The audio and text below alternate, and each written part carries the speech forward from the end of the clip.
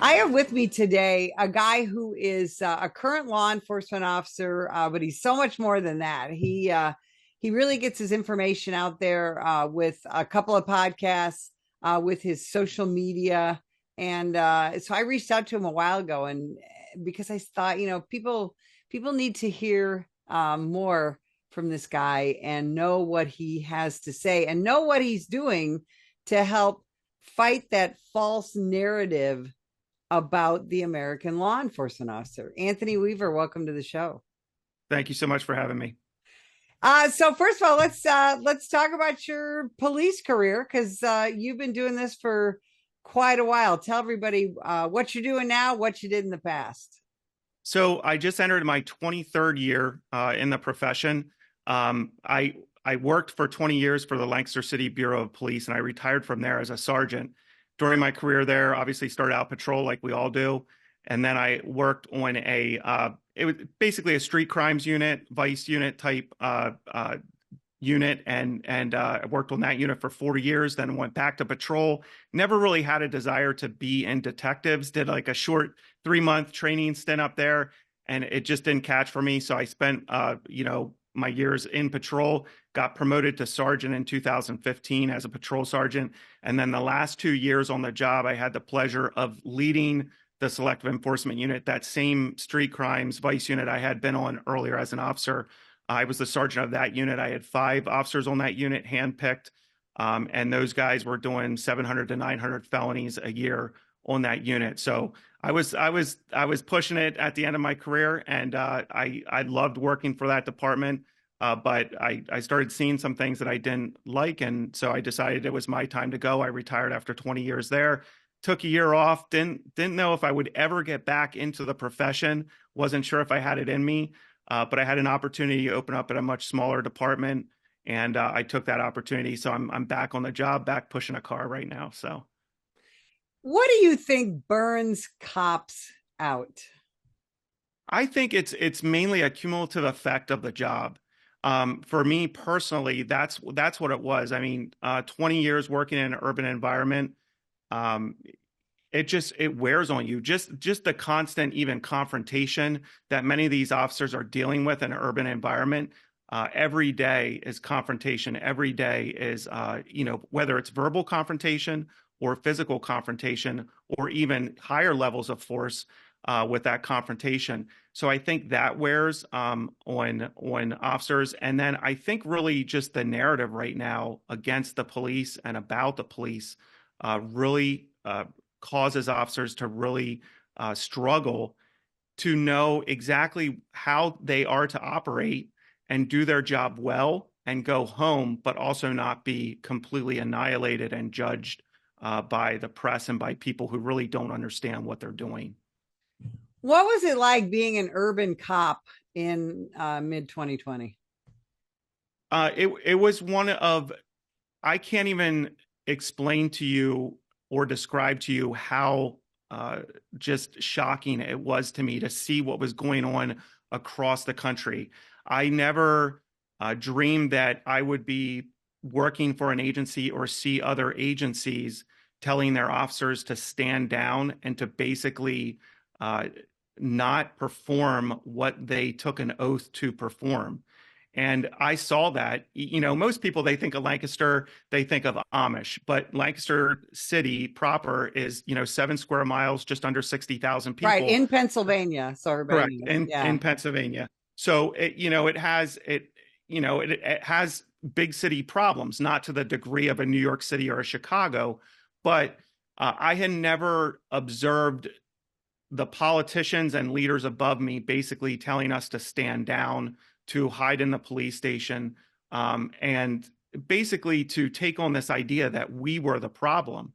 And so, that was shocking to me, and it was shocking to me on a professional level, as someone who took an oath and took my oath seriously, but it was also shocking to me as a professing Christian because I believed that we were violating not only my oath as a police officer, but what we were called to by the word, by the Bible. So those things together for me kind of created a firestorm, along with the cumulative effect of the job on me and all the years I'd put in, where, I just felt like for myself, I couldn't in good conscience continue to operate the way my agency was asking me to operate. And I chose, and I was blessed enough to be at a place in my career where I could retire and move on.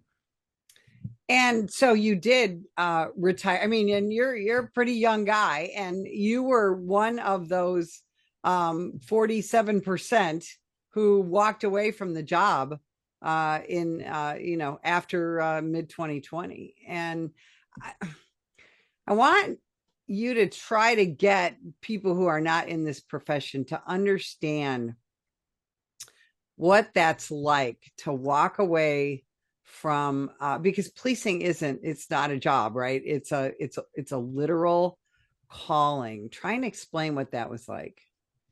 I I think one of the best ways I can describe it is using the example of one of the young officers that was on my unit at the time. And he told me, I mean, this guy had maybe 5, 6 years on the job, maybe a little more. He told me he felt like his soul was being ripped out of his chest.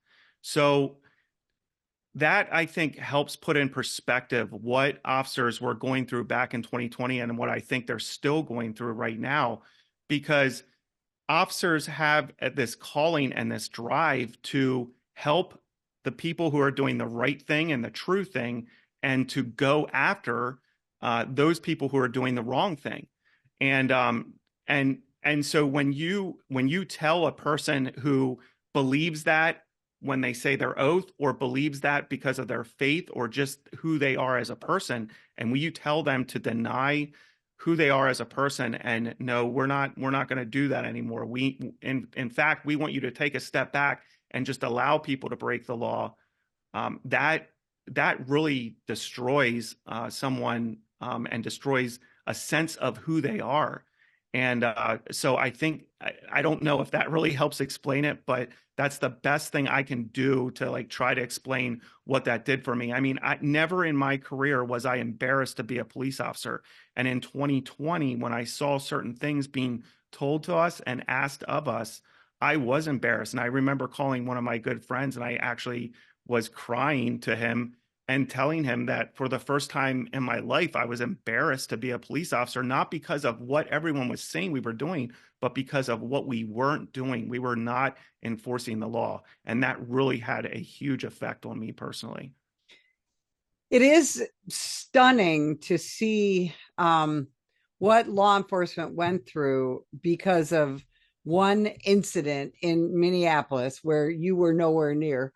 And how an entire profession was blamed for the death of one man that we now know, George Floyd, probably wasn't murdered.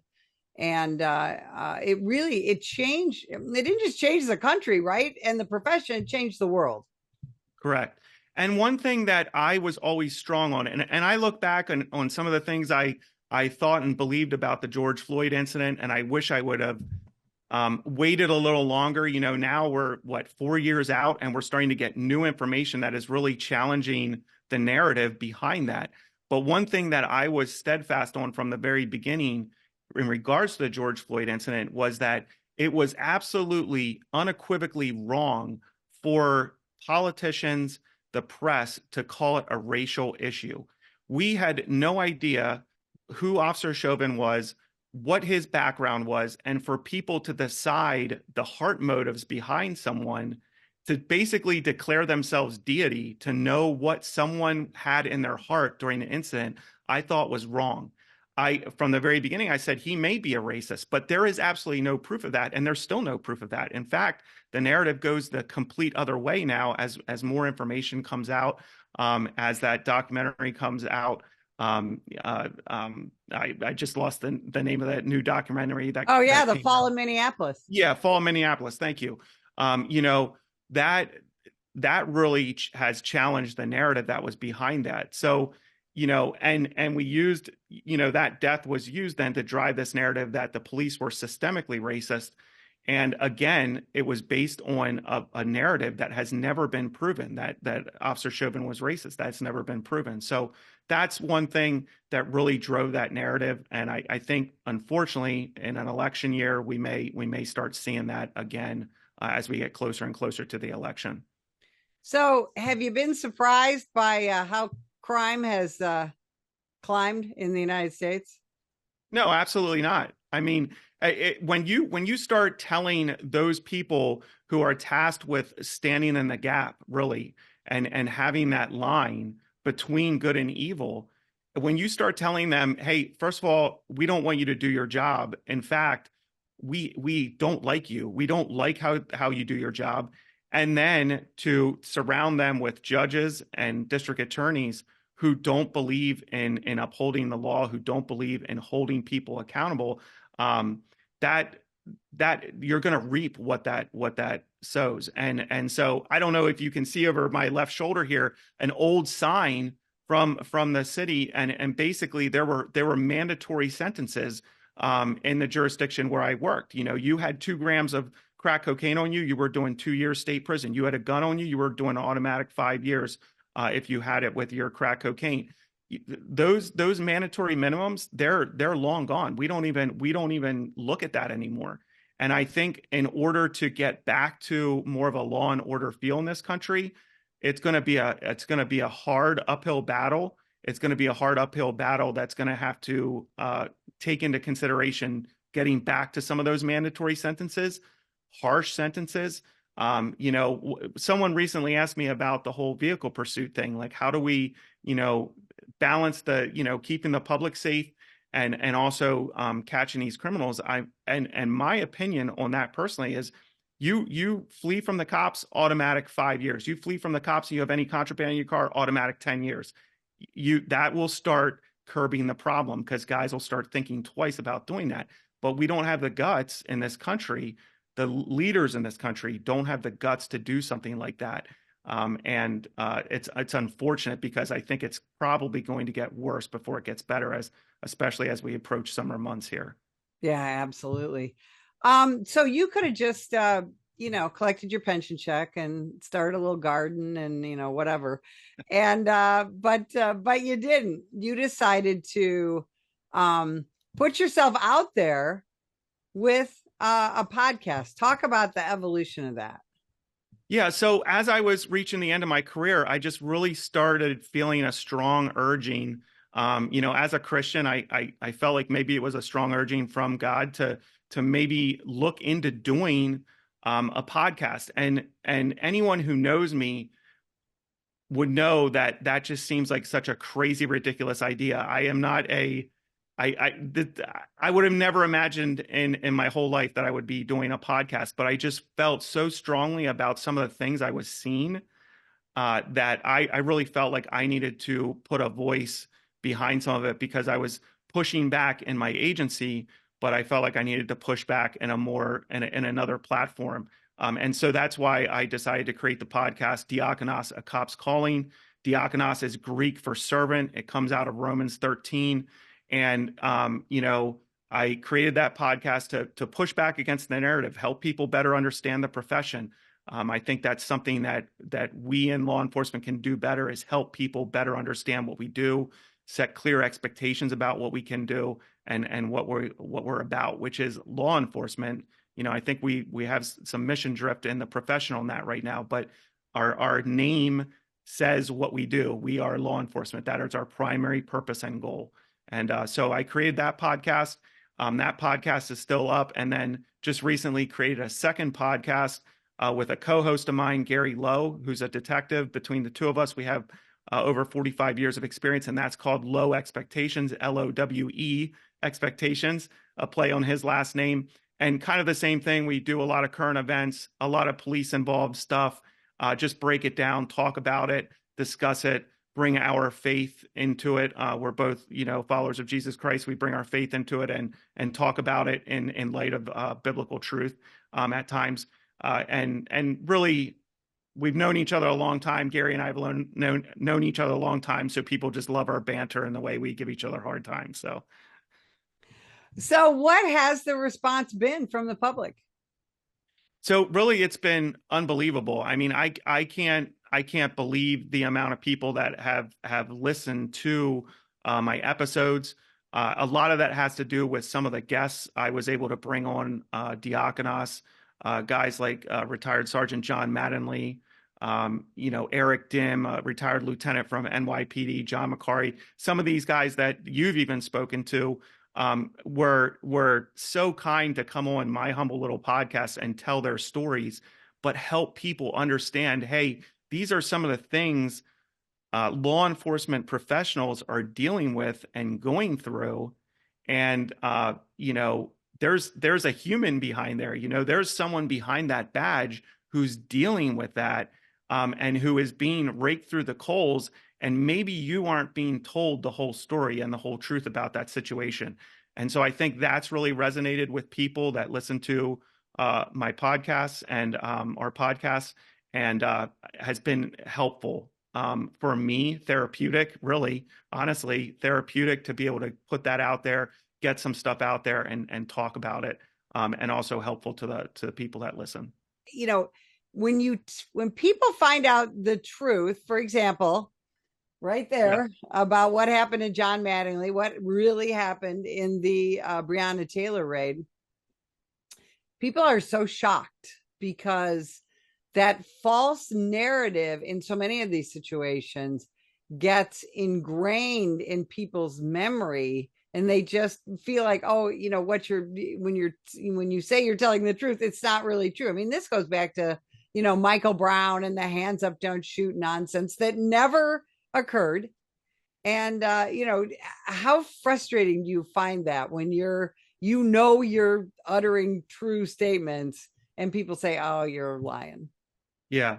I mean, it's extremely frustrating. And you talked about the Michael Brown case, and I specifically remember being a police officer in my past jurisdiction, and I remember being on traffic stops. I remember being on person stops, and I remember people walking past that weren't even involved in those incidents with their arms up and saying, "Hands up, don't shoot." And then quickly that narrative was disputed by our own Department of Justice. So, the I think one thing I always say to people is just, if you know a police officer, if you believe in what they do, just take 5 minutes to step back and wait for more facts to come out. Because oftentimes these 30-second clips we're seeing on the news that are, sensationalized, and the race grifters, and everyone jumps on them and wants to say, hey, the cop should have done this, they shouldn't have done that, and this is what happened. So many times there's so much more information and context with those situations, and giving the time to let it breathe and get some more information before you dive in and make just quick decisions about what happened. How has social media affected the profession? Because you started when there really wasn't much in the way of social media. Well, that's a really good question, and I have some opinions about that aren't always the most popular. I think social media is a tool, and it can be a very good tool. But I think in many ways it has affected law enforcement in a negative way. And what I mean by that is I feel like we see a lot of agencies really concentrating on trying to reach out on social media, get those likes, get those heart emojis, get those thumbs up, and and really, it's I think it's distracted from the mission of law enforcement. And I talked about this a little earlier, that I personally think there's been some mission drift in the field. And what I mean by that is I think there's a lot of agencies that are really caught up in trying to get people to like them and trying to appease people. And the problem is that in law enforcement, you will never appease anyone. Just like any profession, you will never appease anyone. But if you waste all your time trying to appease people that will never like you will lose track of what you're really called to do. And what we're really called to do is to help those people in our communities who are doing the right thing, and to be a royal pain in the neck for those people in our community who are breaking the law. I mean, really simply, that is, what we're called to do. And so I understand that social media has a role in law enforcement, but it's a tool and it's not the main attraction. And, I mean, it drives me nuts when I see these TikTok videos and the cops dancing and lip syncing. I'm like, get in your car and go do your job. That is not what I want to see on social media.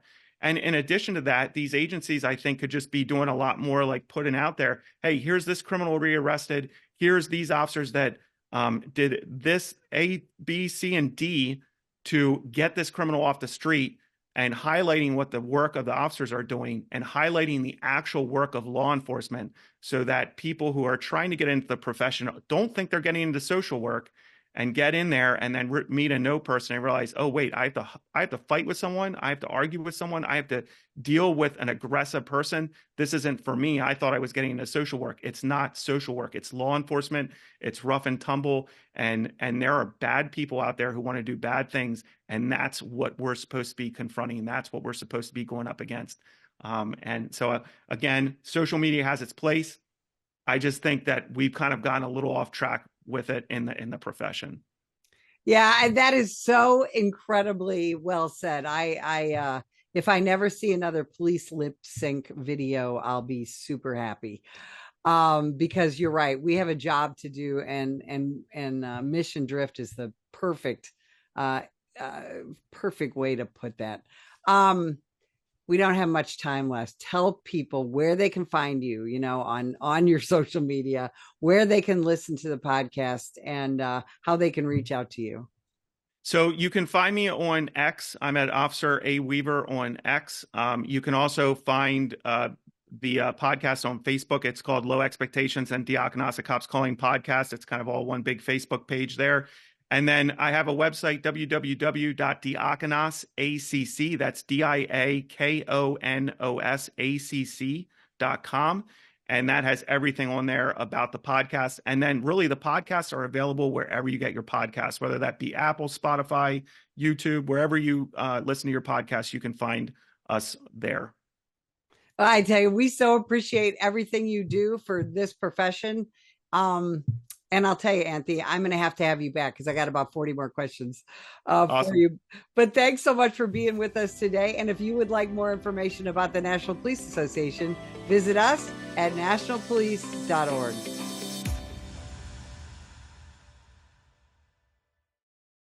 Are you passionate about supporting law enforcement? The National Police Association is on a mission to strengthen our communities, protect our families, and ensure justice prevails. But they need your help. Every dollar you donate makes a difference. It funds the legal defense of police officers and police agencies, supports advocacy for pro-law enforcement legislation, and funds community outreach programs and education. Imagine safer streets, stronger bonds between officers and neighborhoods, and a brighter future for all. Join us. Visit our website at nationalpolice.org to donate today.